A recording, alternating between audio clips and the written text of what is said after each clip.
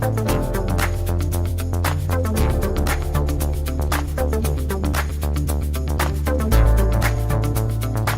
Edie Lush, and I'm here in the Hub Culture Pavilion in Davos at the World Economic Forum. Really pleased to be joined by Jim Cuno, President and CEO of the J. Paul Getty Trust. Thanks for coming along. Great pleasure, thank you. So you're digitizing everything at the J. Paul Getty. Tell me a little bit about that project. Yeah, we have a responsibility to make available our assets, whether in person, in the flesh, while one is visiting the Getty Center itself, the museum, the Research Institute, the Conservation Institute, the Foundation, but also from distant locations, so that because we work in many countries around the world, on every continent around the world. So the people with whom we work need to have access to our materials from distant locations as well as locally. And our collections range from conventional works of art in our museum, books in our library, but also to the eccentric special archives that we have in the research library, or professional materials that are conservators who are training conservators and also research scientists working at the Getty Center. So our obligation is we do this work not for ourselves, we do this work for others. And so how can we get this work out there? That's the big opportunity, the big challenge that we face. So that means we're just digitizing like crazy. And we're digitizing things, we're digitizing books, and we're making books available that people can download onto their laptop, and they're word searchable documents, and so they can create their own virtual library. Incredible. So what examples of collaboration do you have as a result of this? Well, I would say two primary ones.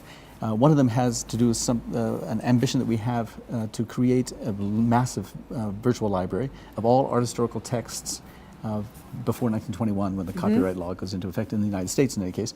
And this is something called the Getty Research Portal. And there are about 12 to 14 libraries now working collaboratively on this, to digitizing in their own libraries those texts, making them available to the portal so that students, faculty, interested persons can access these texts through the portal by a search. So if you searched for Leonardo, you'd find every book, well eventually you'll find every book featuring Leonardo in some significant way in every one of these 14 libraries. There are now about 50,000 books that have been digitized. But as I said, the benefit is not just that. So you can search, rather than going from one library catalog to the next, you go to the portal and you get all of them simultaneously. But you get to download them and you carry them on your laptop, bring them to Davos if you want. And then you can also word search them. So you can search for Leonardo in the texts and things. The other aspect of that, which is extremely important, is something we call the Getty vocabularies, because Leonardo is Leonardo in English, but there'll be different ways to spell Leonardo, and people will access it differently. So if you can find links to link that data, so that if you search for Leonardo, you'd get every alternative spelling of Leonardo. So you don't have to go serially by language, by language, you can do that simultaneously. So I think that's made a big difference and is making a big difference. And another one which has to do with teaching. So if that's available for people who want to read or to research, the other has to do with teaching. And teaching is something that's called the Getty Scholars Workspace, which is 4 different faculties, or faculty members in 4 different universities in different corners of the globe are jointly teaching, or will soon be jointly teaching, a seminar on the great late 19th, early 20th century art historian, kind of a founder of the discipline, named Heinrich Boeflin, on seminal text that he wrote, and they can jointly at this space post their papers, post their notes. Faculty and students jointly can do this, and they can read each other's notes and text and things, and they can critique them and simultaneously and communicate through this workspace.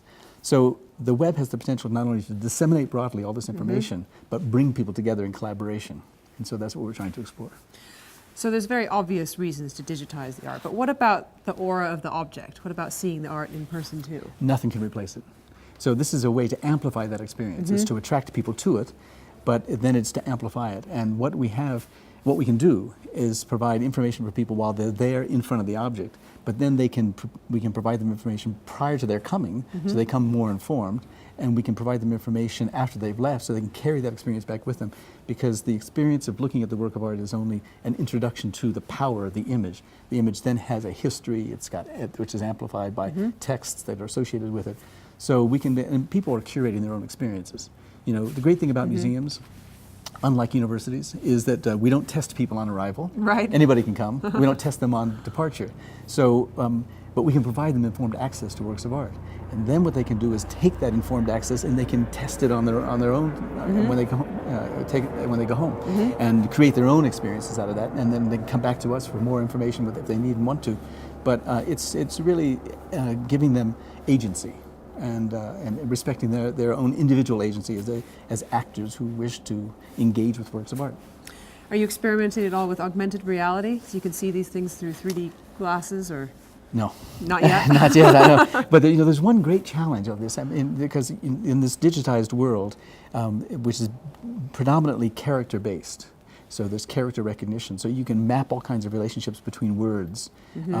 But images are tough. Image recognition is difficult. I mean, maybe the FBI can do it to determine whether you or I are a nefarious character, but you can't really build up deep databases of visual information and then search it visually. So we still have a big hurdle to overcome. In the place of that big hurdle are individual works of art.